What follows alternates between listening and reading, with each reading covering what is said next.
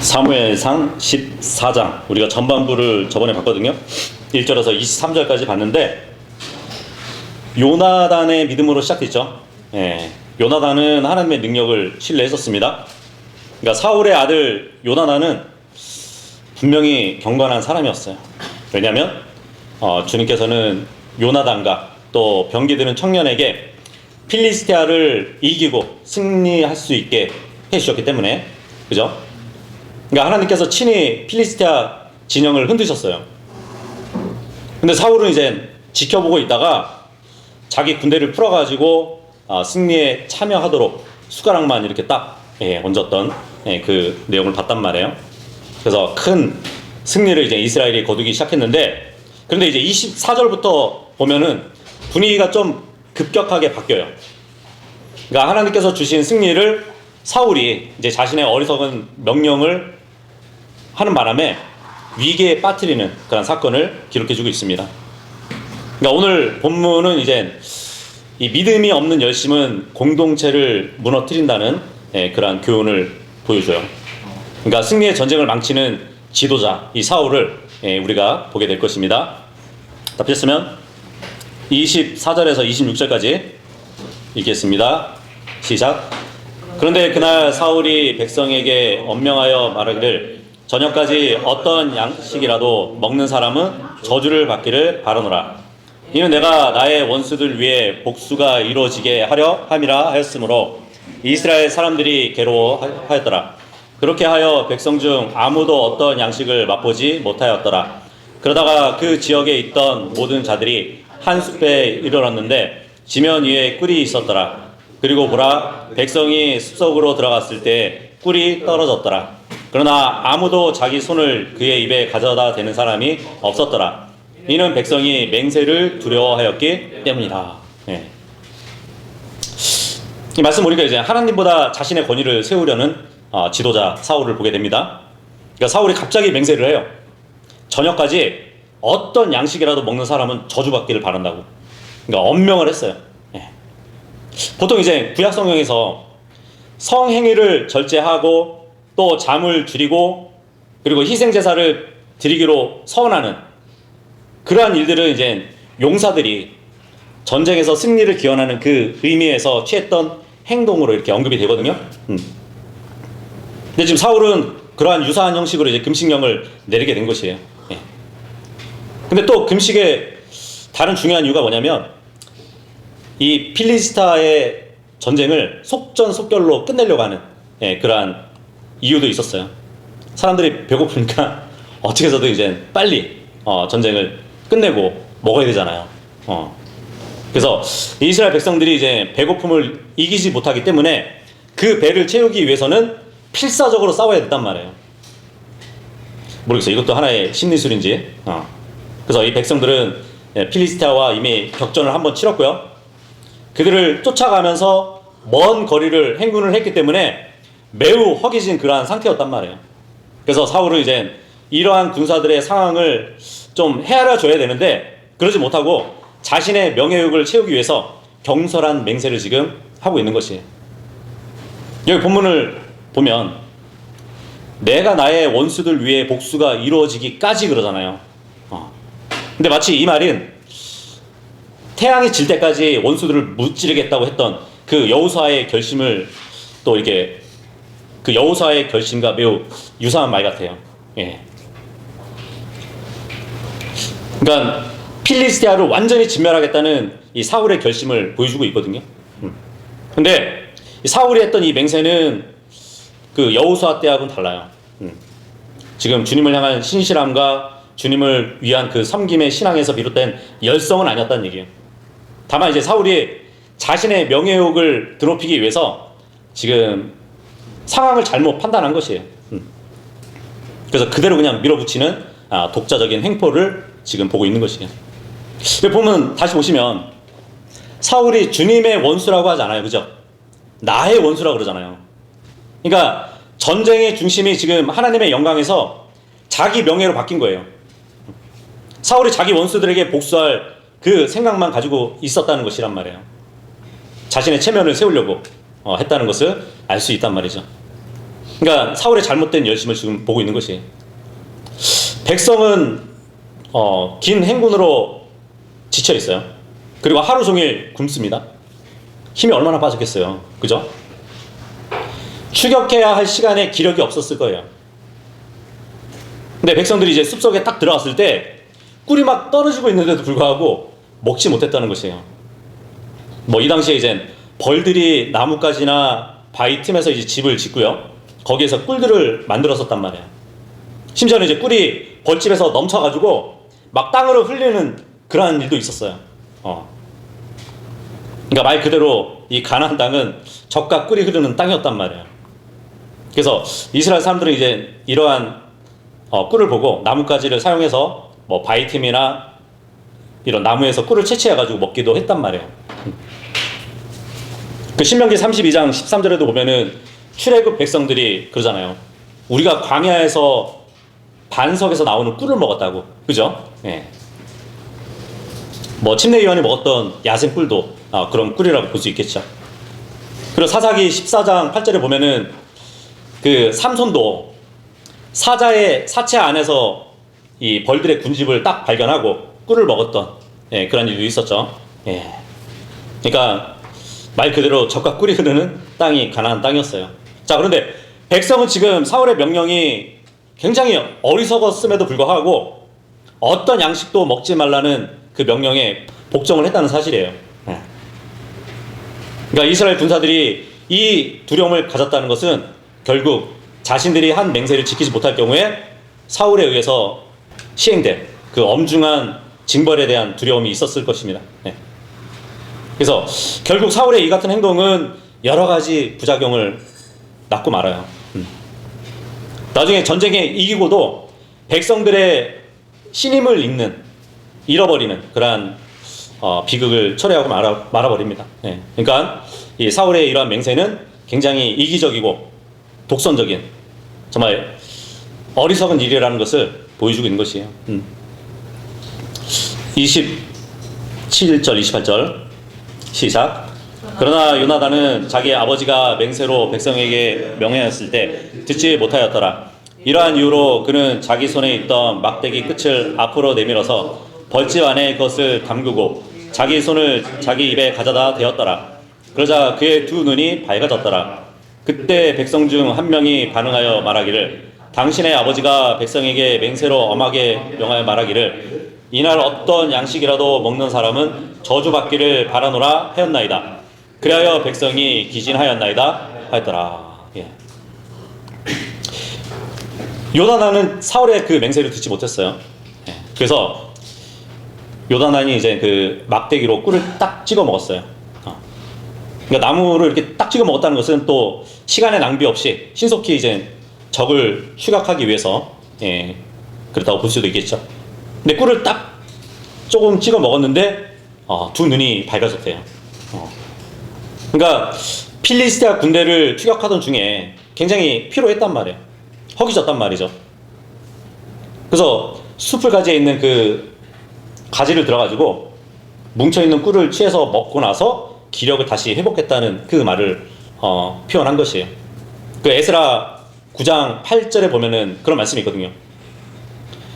하나님께서 저의 눈을 밝히시고 저희에게 약간의 활기를 되찾아 주셨다고.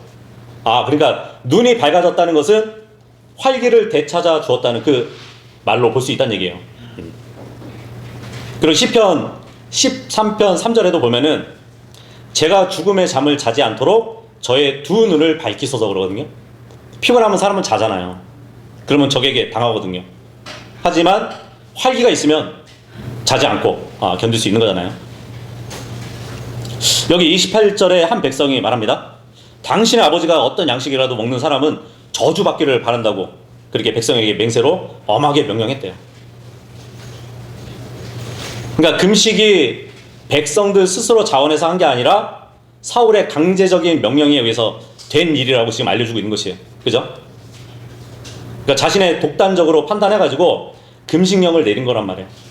그래서 백성들에게도 맹세하도록 하고 그 백성들은 그 위세에 눌려가지고 할 수 없이 지금 금식의 맹세를 지키고 있다는 것을 말하고 있는 것이. 근데 이 부분은 또 성경이 일부러 이렇게 기록된 것 같아요. 왜냐하면 하나님이 준비하신 공급이 있었어요. 그것은 바로 꿀이었어요. 근데 그것을 사울이 막아버린 거예요. 그러니까 오늘도 이제 하나님 말씀보다 사람이 만든 그 규칙 앞에 설 때가 있죠.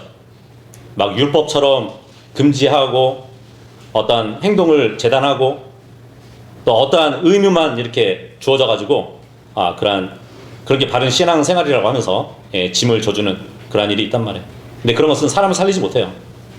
그러니까 하나님은 우리에게 짐을 지어주시는 분이 아니라 힘을 공급해 주시는 분이거든요. 그 숲에 있는 꿀은 이스라엘 백성들에게 공급해 주신 거였어요. 근데 지금 사울이 잘못된 맹세를 하는 바람에 하나님의 공급을 받지 못한 것이란 말이에요. 29절에서 30절 시작. 그때 요나단이 이같이 말하였더라. 나의 아버지가 그 지역을 괴롭게 하였도다. 내가 너에게 간구하노니 내 눈이 얼마나 밝아졌는지 보라. 이는 내가 이 꿀을 조금 맛보았기 때문이라. 하물며 백성이 자신들이 발견한 그들의 원수들에게서 난 노획물을 오늘 자유롭게 먹었더라면 얼마나 더 그러하겠느냐. 그리하였더라면 이제 필리스타인들 가운데 더 커다란 살육이 있지 아니하겠느냐. 맞는 말이죠. 나의 아버지가 그 지역을 괴롭게 했대요. 그러니까 사울의 잘못된 금식령으로 인해서 정말 이스라엘 백성들이 탈진 상태에 놓인 거예요. 그 일로 인해 가지고 필리스티아를 철저히 추격하지도 못하고 진멸하지도 못했기 때문에 지금 mik마시 전투의 승리가 불완전하게 되어버렸다는 것을 지금 얘기하고 있는 것이에요. 근데 여기 표현 보니까 나의 아버지가 그 지역을 괴롭게 했대요. 이 괴롭게 했다는 말이 성경에 이제 몇 군데 이렇게 등장하거든요. 여호수아 7장 25절에 보면은 그 아칸이 적의 전리품의 일부를 취해가지고 숨겼었잖아요. 하나님이 그 짓을 하지 못하게 했는데, 그래서 아이성 전투에서 이스라엘이 패배했던 적이 있었어요. 그래서 여호수아가 그러죠. 어찌하여 너는 우리를 괴롭게 하였느냐 그러거든요. 그리고 사사기 11장 35절에도 나옵니다. 이 판간 있다가 자신의 잘못된 맹세로 인해 가지고 자기 딸을 번제물로 드리는 그런 일이 생겼었잖아요. 그때 이제 딸한테 그래요. 너는 나를 괴롭게 하는 자들 중에 하나라고. 어쨌든 지금 요나단은 아버지가 분별이 없는 그 명령을 내린 것을 알았고요.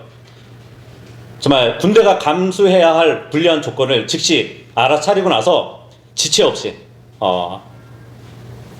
자기 아버지의 맹세인데도 불구하고 동의하지 않겠다는 것을 말하고 있는 것이에요. 이것을 보면 정말 군인은 명령에 무조건 복종해야 한다는 말을 딱 비추어 봤을 때 좀 흥미롭기도 해요. 그죠? 그 요나단의 말은 사울의 어리석은 맹세가 왜 믹마스 전투를 망치는 행위였는지를 지금 분명히 보여주고 있다는 것이에요. 31절에서 35절까지 시작. 그런즉 그날 그들이 믹마시로부터 아이알론까지 필리스타인들을 쳤더라. 그리고 백성이 몹시 기진하였더라.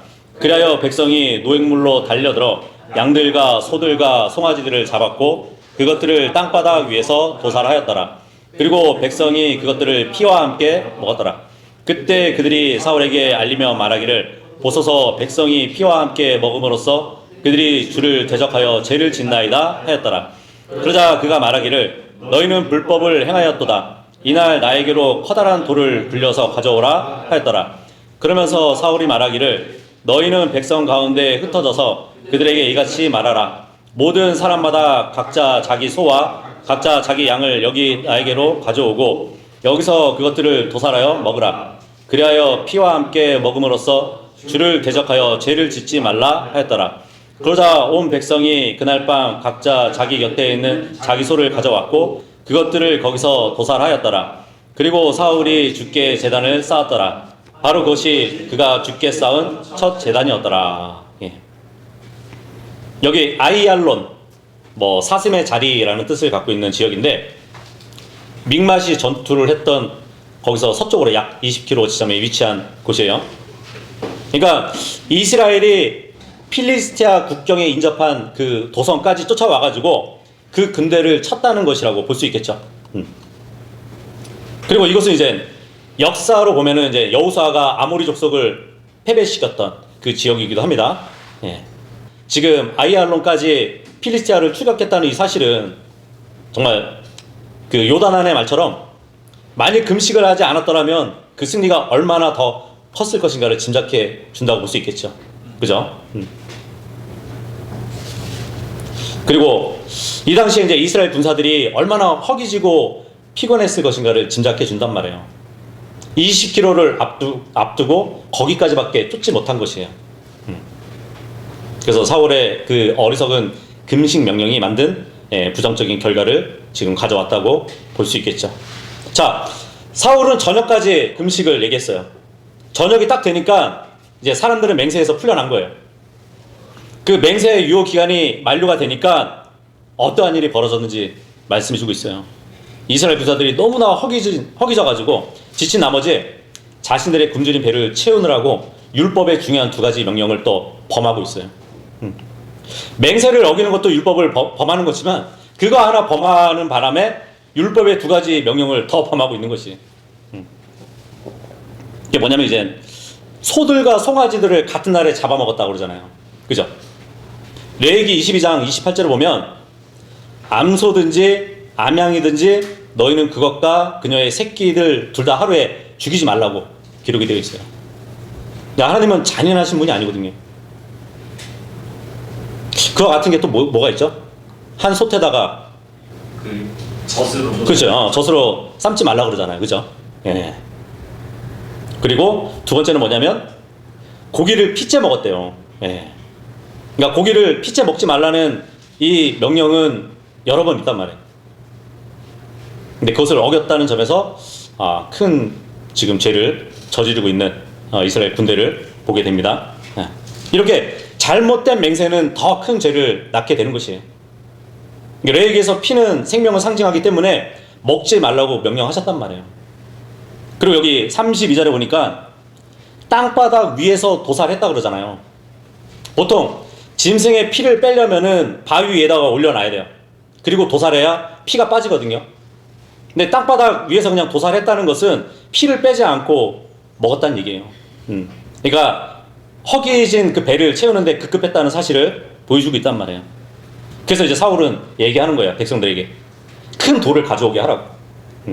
피를 빼서 먹으라는 얘기예요. 이렇게 해서 이제 이스라엘 군사들은 짐승에게서 이제 피를 뺀 후에 살코기만 구별해서 먹었을 것 같습니다. 자, 근데 백성들이 왜 이렇게 되었을까요? 사울 자신의 무리한 맹세 때문에 이렇게 된 것이에요. 그러니까 잘못된 지도력이 백성까지 죄를 짓게 만든 것이란 말이에요. 그래서 이 지도자의 위치에 있다면 그 판단 하나가 정말 가정을 무너뜨릴 수도 있고요. 교회도 무너뜨릴 수 있는 것이에요. 그러니까 많은 교회에서 목사는 영적 권위를 가진 지도자라고 막 자청하면서 사람들에게 짐을 막 더하죠. 근데 목양자는 성도들에게 짐을 지게 하는 사람이 아니에요. 그러니까 하나님의 말씀을 바르게 전하는 사람이어야 됩니다. 네. 여기 사울은 이제 죽게 제단을 쌓았다고 합니다. 네. 물론 이제 그 장소가 이제 희생 제사가 계속 드려지는 장소로 삼으려는 그런 목적에서 세워진 것이 아니라, 그러니까 사울은 그때 믹마시 전투를 승리로 이끄신 하나님께 감사하기 위해서 이례적으로, 그러니까 일회용으로 사용할 목적으로 그 제단을 쌓은 것 같아요. 근데 그 제단이 그가 쌓은 처음 제단이라고 합니다. 예. 그러니까 특별한 목적에 따라서 왕이 제단을 쌓는 일, 처음 실행한 왕이 사울이라고 또 이렇게 볼 수도 있을 것 같아요. 나중에 보면 이제 다윗도 주님을 위한 제단을 쌓았다는 그 기록도 있긴 합니다. 36절에서 39절 시작. 이윽고 사울이 말하기를 우리가 밤에 필리스타인들을 따라 내려가서 아침 햇살이 비출 때까지 그들을 노역하자. 그리하여 우리가 그들 중 한 사람도 남기지 말자 하였더라. 그러즉 그들이 말하기를 당신께서 보시기에 좋은 대로 무엇이든지 행하소서 하였더라. 그때 제사장이 말하기를 우리가 여기로 하나님께 가까이 다가가는 것을 허락하였소서 하였더라. 그러자 사울이 하나님의 조언을 구하였으니 제가 필리스타인들을 쫓아 내려가리이까 당신께서 이스라엘의 손안에 그들을 넘겨주시겠나이까 하였더라. 그러나 그분께서 그날 그에게 대답하지 아니하셨더라. 이에 사울이 이같이 말하였더라. 백성의 모든 우두머리들아, 너희는 여기로 가까이 다가오라. 그리고 이날 이 죄가 어디에 속하였는지 살펴보라. 이는 이스라엘을 구원하시는 주께서 살아계심을 두고 맹세하노니 비록 그것이 내 아들 요나단을 속하였다 할지라도 그가 반드시 죽을 것이기 때문이라. 그러나 모든 백성들 가운데 그에게 대답한 사람이 한 명도 없었더라. 예. 백성들이 이제 허기를 채우자마자 바로 전쟁을 또 계속하려고 하는 사울을 볼 수 있어요. 이거를 뭐 사울의 열심으로도 볼 수 있겠지만, 이때 사울은 이제 자신의 어리석은 명령 때문에 정말 필리스티아가 진멸할 결정적인 기회를 놓쳐버렸다고 판단을 했고요. 그것을 만회하기 위해서 다시 올라가자고 명령을 했던 것 같아요. 그러니까 절호의 기회가 서서히 사라져가고 있다는 것을 깨달았던 거란 말이에요. 그러니까 다들 식사했으니까 이제 야간 추격을 하자고 제안을 한 것이에요. 자, 그런데 제사장은 지금 딱 브레이크를 걸죠. 일단 하나님께 물어봅시다 하고, 그죠? 그래서 사울에게 묻는 거예요. 우리가 여기로 하나님께 가까이 다가가는 것을 허락해달라고. 그러면서 37절에 보니까 사울이 하나님의 조언을 구했다고 합니다. 예. 여기서 하나님의 조언을 구한다는 것은 직접 뭐 음성을 듣고 하는 것이 아니라 대제사장의 에봇이 있어요. 그 에봇에 우림과 둠밈이 있습니다.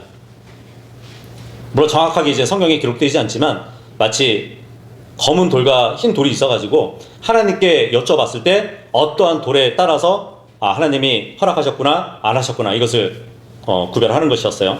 그래서 필리스티아를 지금 바로 추격해야 할지를 여쭈었던 것이에요.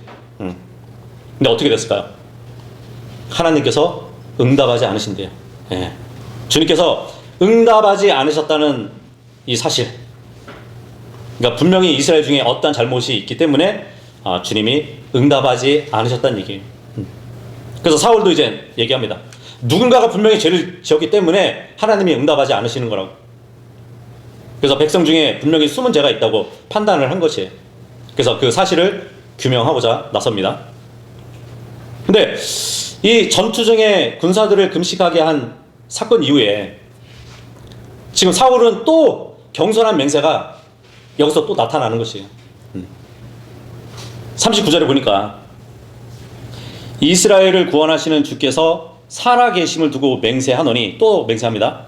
비록 그것이 내 아들 요나단에 속하였다 할지라도 그가 반드시 죽을 것이기 때문이라 그러잖아요.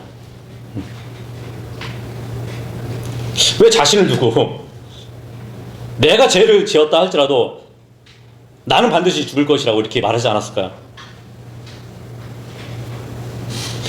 자기 아들을 가리켜서 얘기를 합니다. 모르겠어요. 어떤 사람이 꿀을 맛본 그 요나단을 이렇게 밀고 했는지. 그러니까 지금 사울은 왕으로서 자신은 잘못이 없다는 거예요. 또 백성들도 죄가 없다는 것을 알았던 것 같아요. 그렇기 때문에 죄를 범했을 가능성이 있는 유일한 사람을 지목하는데 자기 아들로 지목을 하고 있는 것이. 그런데 지금 이스라엘 사람들은 사울에게 한마디도 말을 하지 않아요. 그죠? 요나단이 사울의 명령을 범했다는 사실을 알고 있는 군사들까지도 침묵하고 있다는 것이 지금. 오히려 사울의 경솔함을 책망하기 위함이었다고 또 볼 수도 있겠죠.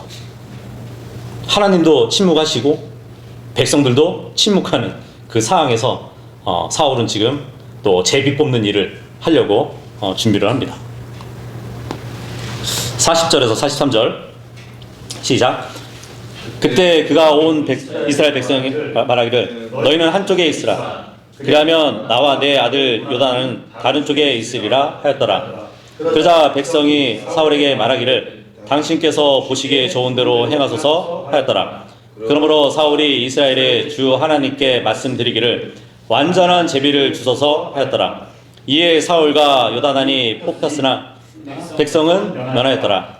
그러자 사울이 말하기를 나와 내 아들 요나단 사이에 제비들을 던지라 하였더라.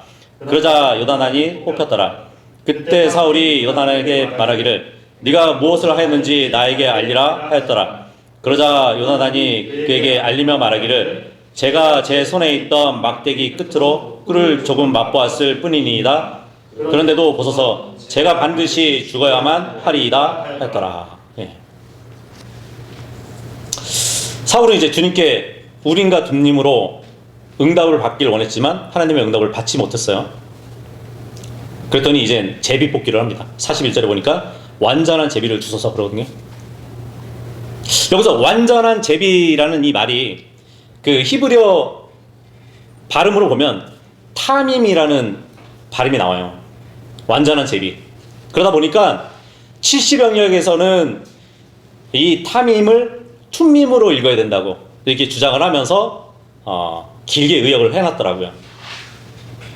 뭐라고 되어 있냐면 만일 나 또는 요나단에게 죄가 있으면 우림으로 응답하시고 만일 이스라엘에게 죄가 있으면 둠밈으로 응답하소서 이렇게 바꿔놨더라고요. 근데 여기 조금 아까는 우림과 둠림을 사용해서 응답을 받기를 원했지만 이번만큼은 제비 뽑기를 했다는 얘기예요. 이 구절에 보니까 제비를 던지거나 뽑는다는 이 말은 동사잖아요, 그죠?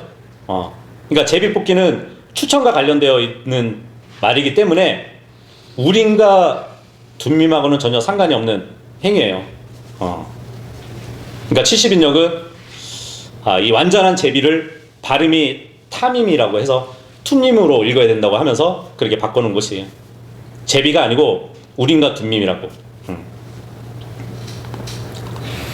자, 그런데 이 제비로 뽑힌 범인은 결국 요단 아닙니다. 예. 죄가 뭐였죠? 꿀을 먹은 것이었어요. 근데 이 요나단은 왕의 명령을 듣지 못했잖아요. 그러니까 요나단은 꿀 먹은 벙어리가 아니었어요. 그래서 자신의 행동의 정당성을 훌륭하게 입증할 수 있었단 말이에요. 진실을 딱 말하고 왕의 명령에 순종하는 것을 지금 오히려 보게 됩니다. 예. 보소서 제가 반드시 죽어야만 하리이다 그러잖아요. 나중에 보면 이제 아버지 사울은 이제 사무엘 앞에서 자기의 공개적인 반역 행위를 막 변명하거든요. 근데 아들 요나단은 아버지의 그 무모한 판단에도 순복하면서 그날 자신의 행위가 정당했다는 것을 밝히고 있습니다. 예. 이렇게 아버지 아들이 좀 또 다르네요. 44절에서 46절 시작. 그러자 사울이 대답하기를 하나님께서 벌을 내리시고 또 더 내리시길 바라노라. 이는 요나단아 네가 반드시 죽을 것이기 때문이라 하였더라. 이에 백성이 사울에게 말하기를 이스라엘의 이 위대한 구원을 이룩한 요나단이 죽어야 하리이까 하나님께서 금하시기를 바라나이다. 주께서 살아계심을 두고 맹세하오니 그의 머리에서 머리카락 한 울도 땅바닥에 떨어지지 아니하리이다. 이는 그가 이날에 하나님과 더불어 일하였기 때문이다 하였더라. 그렇게 하여 백성이 요나단을 건져내었으니 그가 죽지 아니하였더라. 그때 사울이 필리스타인들을 쫓는 것을 멈추고 올라갔더라. 그러자 필리스타인들이 그들의 본래 처소로 갔더라. 예. 사울은 그럽니다. 요나단아 네가 반드시 죽으리라. 그죠? 근데 얼마나 아이러한 일이 벌어졌는지 보세요.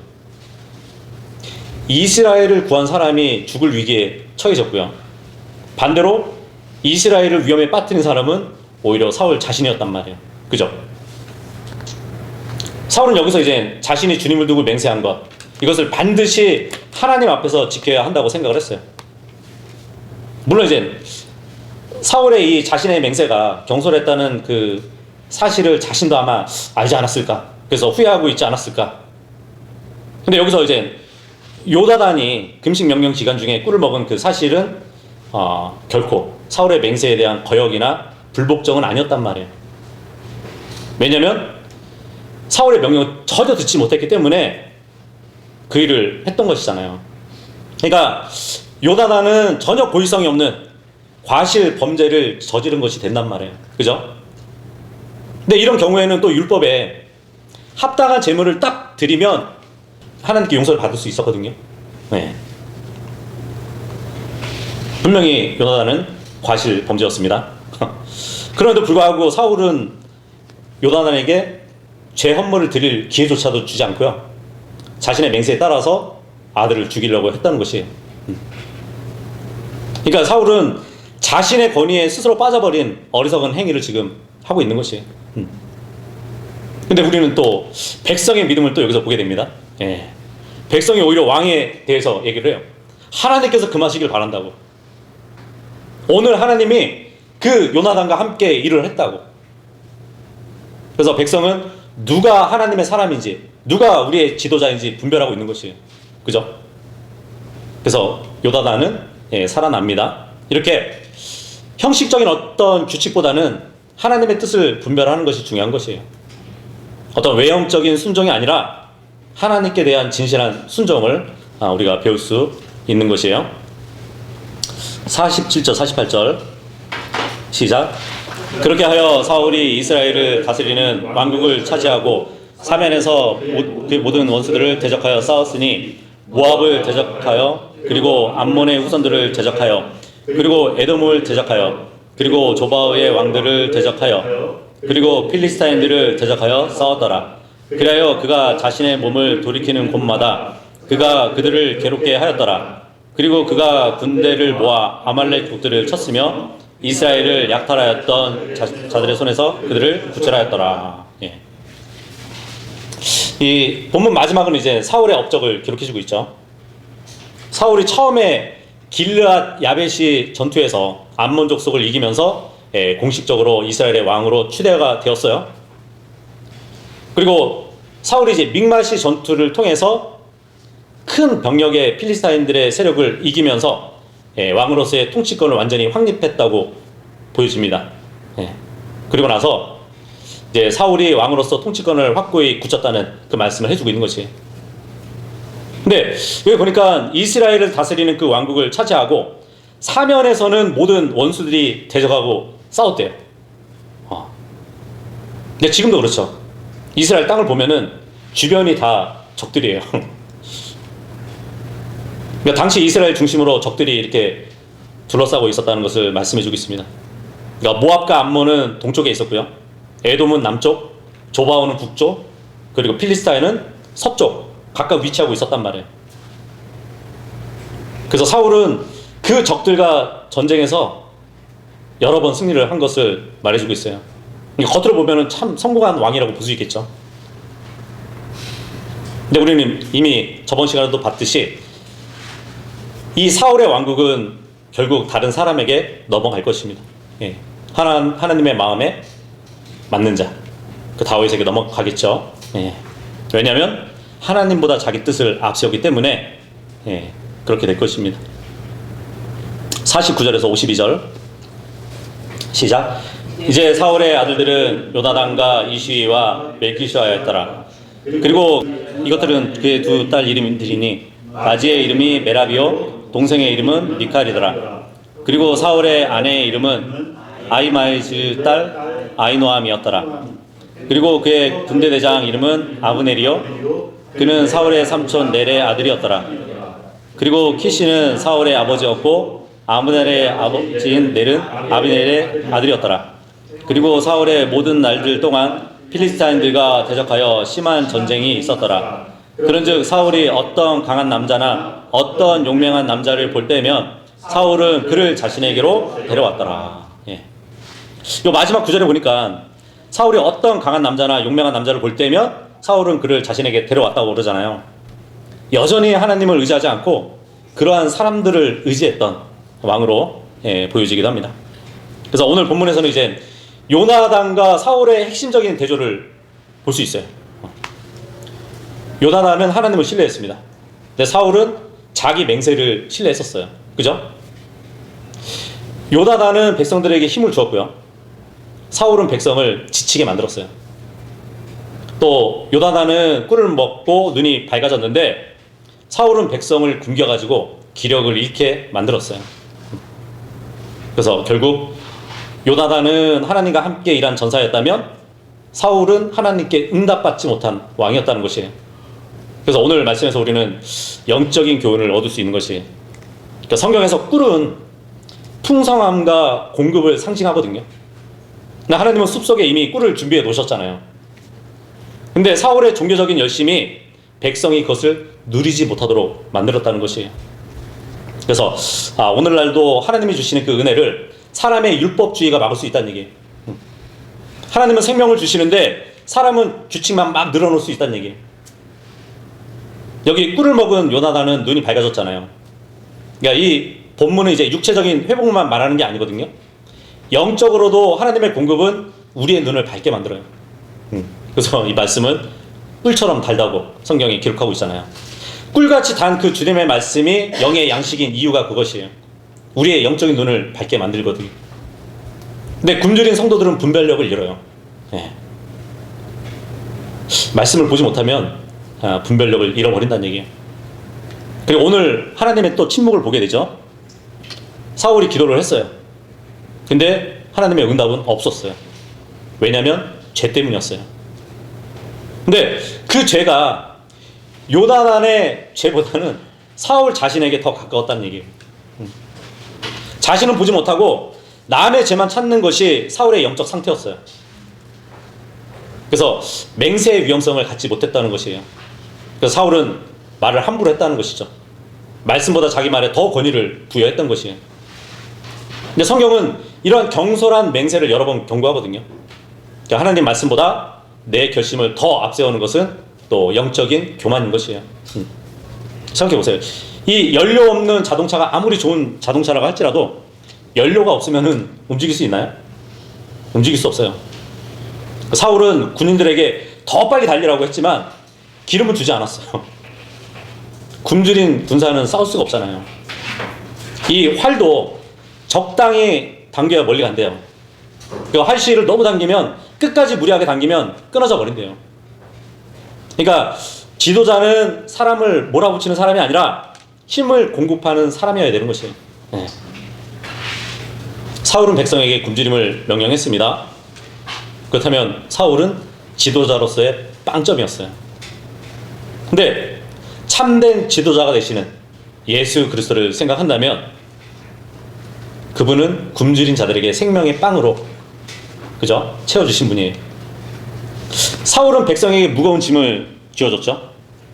근데 예수님은 말씀하셨죠. 수고하고 무거운 짐 지어진 너희들아 다 내게로 오라고. 그러면 내가 너에게 힘을 주리라 그러잖아요. 수고하고 무거운 짐진 자들아 내게로 오라 하지 않았어요? 이스라엘 백성들은 스스로 무거운 짐을 지은 것이 아니라 사울 때문에 무거운 짐을 지어졌단 말이에요. 그래서 사울은 자기 명예를 위해서 백성을 사용했던 것이. 하지만 예수님은 백성을 살리기 위해서 자신을 희생하신 분이에요. 그래서 참된 왕은 백성을 희생시키는 왕이 아니라 자신을 희생하는 왕이 되어야 되는 것이에요. 네. 결론적으로 이 사무엘상 14장의 후반은 한 가지 사실을 또 선명하게 보여줍니다. 이 열심이라는 것은 순종을 대신할 수 없어요. 사울은 정말 열심히 있었어요. 근데 하나님의 마음을 알지는 못했습니다. 근데 요나단은 큰 군대도 없었죠. 왕도 아니었죠. 그런데 하나님의 능력을 신뢰했던 사람이었어요. 그래서 오늘 우리에게 필요한 것은 정말 사람을 지치게 하는 어떤 종교적인 열심이 아니라 하나님 말씀에 기초한 믿음과 순종이어야 되는 것이에요. 혹시 나는 내 열심으로 하나님을 기쁘게 하려고 하지 않았나? 아니면 하나님의 말씀에 순종해서 정말 하나님을 영화롭게 하려고 했는지 우리는 돌아봐야 됩니다. 이 질문 앞에 자신을 돌아보고 정말 참된 왕이신 예수 그리스도를 따라서 정말 순종의 길을 걷는 모든 성도들이 될 수 있기를 바라겠습니다. 네, 마치겠습니다. 수고하셨습니다.